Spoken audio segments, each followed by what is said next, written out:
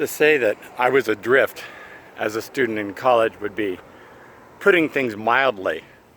I went to college for years. I declared 2 separate majors, first history and then psychology. I worked hard at my classes. I loved my classes. I traveled. And finally, I was just about 24, 25. Someone asked me what I wanted to be when I grew up. And, I really hadn't given it a whole lot of thought. I went in to see a guy named Dr. Johnson. He was one of my mom's bosses. My mom worked on campus. She set up an appointment with me, said he would do some special counseling with me. He went over my transcripts. He pulled my transcripts unofficially. He went over them. He said, "Do you realize you have over 162 units?" I said, "I had no idea that's how many I had." He said, "It only requires 120 to graduate." He said, "You've got almost an additional year and a half of college. What is it that you'd really like to do with all of these units?"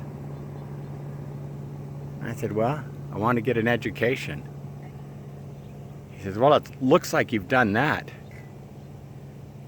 He said, "But what do you want to do with your life?" Wow. What a big question. Here I had invested so much of my life in being a student. I had invested so much of my time to going classes and just assuming that was good enough. I worked jobs. I'd been married. I'd been divorced. I had been in relationships. I was now in love in a new relationship. I realized there needed to be something more. I'd gone through a period of my life where I surfed to live and lived to surf and had traveled the world. I'd lived in a cave. I'd spent a season living in France on the Atlantic coast surfing. I'd been around. I'd been a bartender. I'd been a waiter. I'd been a teller in a bank. I'd been a vault teller. I'd been a management trainee in a bank. I worked at a Jack in the Box.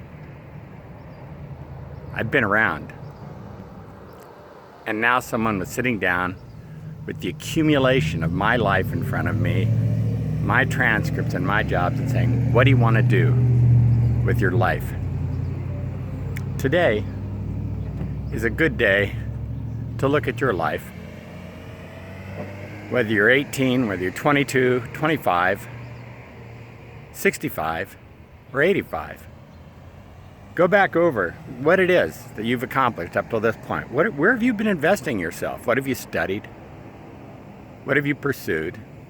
And now, today, right now, what do you want to do with your life? You can become a yoga instructor. Wouldn't that be incredible? You can become a professional fisherman and go out and just pursue the dream of being a fisherman. You can go out and you can retire, regardless your age, and you can begin to live the beaches of the world.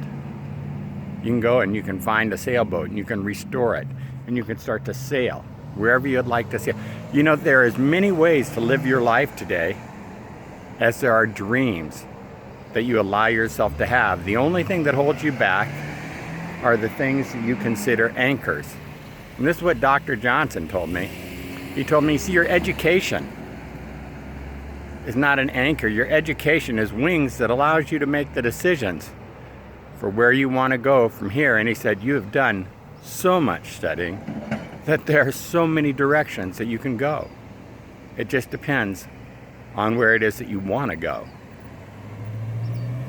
Today, you've done so much living.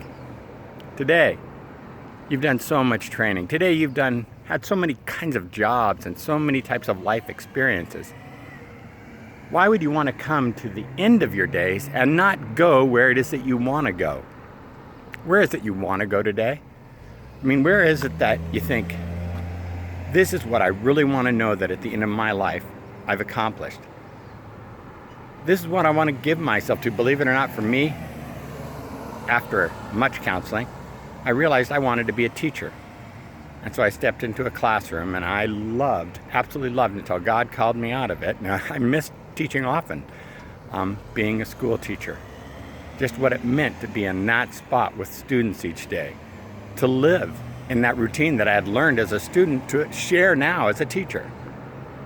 For you, it might be something completely different.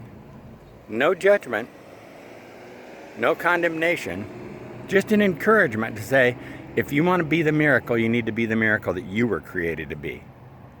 You need to be the miracle that you've trained yourself up to be.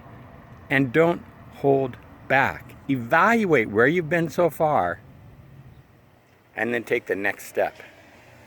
Because when you take the next step, then miraculous things begin to happen.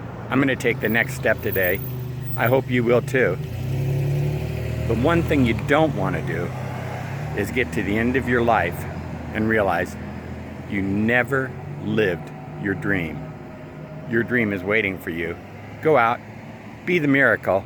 It starts one decision, one determined step each day in the direction of your dreams. Let's go there together. Have a great day. Be the miracle.